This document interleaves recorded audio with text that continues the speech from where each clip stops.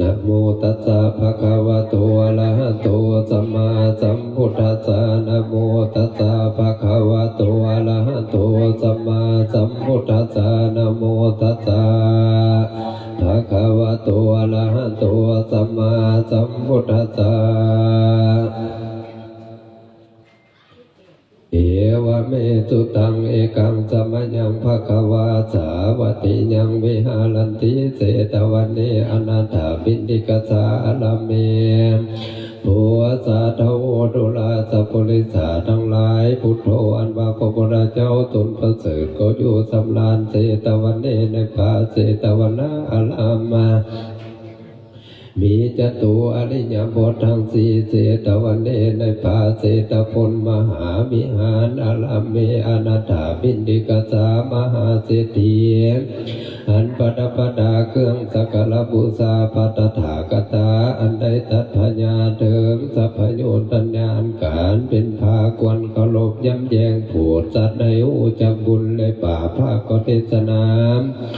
ยังอานิสงสาแห่งสัพพุริสาทั้งหลายอุปสงค์และอุปสิกาเท่าแก่บ่าวสาวหญิงชายน้อยใหญ่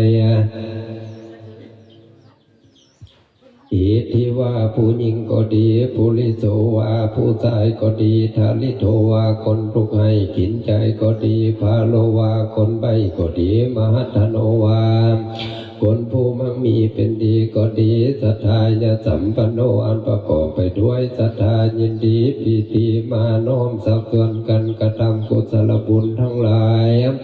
คือว่ามาให้ทานอาสาศีลเจริญเมตตาภาวนาเป็นเขากระทำการบุญสันใดก็ดีก็ได้ผลอานิสงสาบุญทุกสิ่งทุกประการทั้งแลดูลาสัพพุริสาท่านทั้งหลายบุคลาผู้ใดมีใจใส่ศรัทธาและได้คบงานามกับพรเป่าปีสีโซอ่านหนังสืองันคนพีนั่นก็ได้พระอานิสงสา97,000กับแลโยบุคโลอันว่าบุคลาผู้ใดได้มาลิ้นมากลุกมากสกามากหนูกินเสือและมาพาดนั้นก็ได้พระอานิสงสามื่อนาครับก็มีแลโยบุคโลอันว่าบุคลาผู้ใดได้อนุโมทนาทานว่าตัวผู้ข้าบ่ได้ไปช่วยทานทั้งหลายผู้ข้าก็ขออนุโมทนาส่วนบุญน้อมทานว่าสาธุแต่ตนนี้ก็ได้อานิสงส์พันกับได้ปริวานก็ได้80,000แลพี่ว่าบุคลาผู้ใดได้ไปห้องเปล่าว่าตัวผู้ข้าทั้งหลายทั้งปวงมาช่วยกันไปทรงสการเผาศพพี่ตายเอาบุญเถินว่าแต่ตอนนั้นขอจะได้พระอานิสงสา5,000กับมีปริวานก็ได้40,000แลโยบุคโลอันว่าบุคลาผู้ใดได้เหตุซากผีตายนั้นไปหอดปราสาทผีดังนั้นก็จะได้ปริวานหลังยังปริวาน10,000แลมีเหี้ยเขาเหี้ยเปลือกเขาสารก็ได้10,000มาและมีส่วนอุทิญาณก็ได้10,000และมีเหี้ยเงินนาเหี้ยขมาและเหี้ยเกี่ยวทั้งหลายต่างๆนั้นก็ได้10,000สู่อันและโยบุคโลอันว่าบุคลาผู้ใดมีใจใส่ศรัทธาไปหาเอาลวดและปืนท่อนหนึ่งก็ดีโทขาก็ดีมาตาวางาหนึ่งก็ดี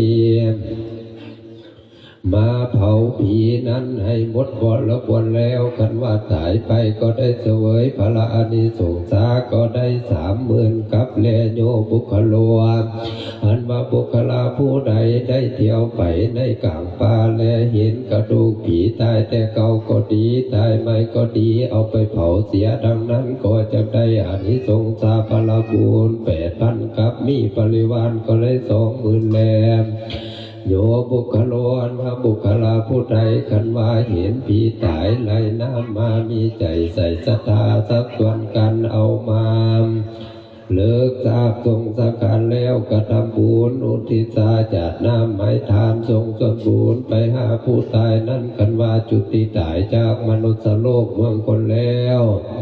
ก็ได้เมื่อเกิดในสวรรค์เทวโลกได้เสวยสีสมบัติทิพย์ลายประการต่างๆแต่ดิลิเลโยบุคโลอันว่าบุคลาผู้ใด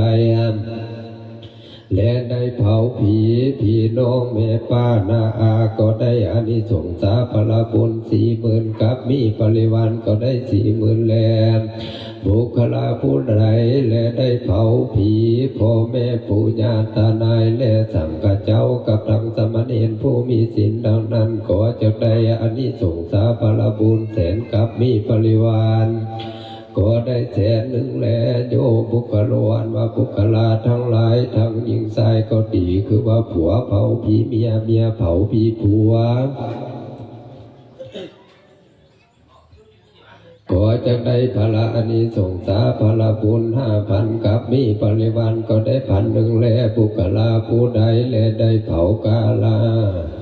กะเทวลังยังกระดูกครูบาอาจารย์นาได้สั่งสอนยังอัตถธรรมและบาลีธรรมทั้งมวลก็จะได้อานิสงสาภลบุญ80,000กับมีปริวารก็ได้80,000แล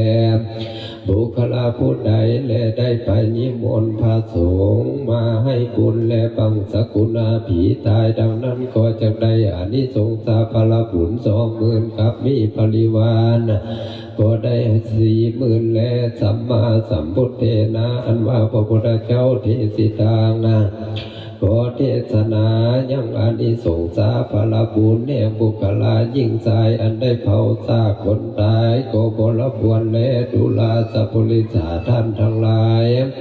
ทั้งยิ่งชายเจ้ามีเจ้าผีตายเป็นเข้ามีเจ้าศรัทธาเป็นประธานาด้วยใจปิติชื่นบานเลื่อมใสศรัทธามาเลิกทราบทรงสการกระทำบุญรักษาศีลให้ทานหาผู้ที่มรณะตายไปสู่ปรโลกภายนาก็เสด็จบรบวนควรเท่านี้ก็แล้ว